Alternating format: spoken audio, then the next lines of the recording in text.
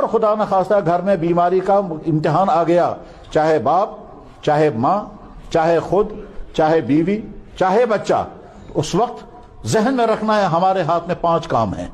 Number 1، علاج جو ہماری مالی گنجائش کے مطابق ہو، اس سے زیادہ نہیں۔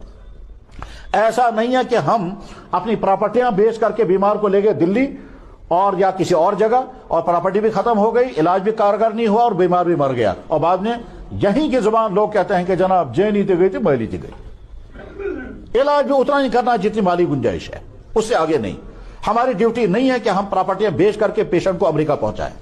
ہماری ڈیوٹی اتنی، جو ہماری سوسائٹی میں علاج اویلیبل ہے اور جتنا ہم افورڈ کر سکتے ہیں بس اتنا ہی۔ اس پر باقاعدہ ڈسکشن ہوا ایک سیمینار کے اندر کہ اپنے بیمار کے علاج کرنے کی ذمہ داری اسلام نے کتنی رکھی ہے۔ ہمارا پیشنٹ مان لیجئے کوما میں چلا گیا اور ہم اس کو وینٹیلیٹر لگائیں گے، 1 مہینے تک پرائیویٹ ہسپتال میں وینٹیلیٹر لگے گا، روزانہ 1 لاکھ روپے کا خرچہ ہوگا، 30 لاکھ چلے گئے، اور 30 لاکھ خرچ ہونے کے بعد بیمار بھی چلا گیا، تو پیسہ بھی گا اور بیمار بھی چلا گیا۔ تو علاج اتنا ہی کرنا جتنے ہمارے بس میں ہے۔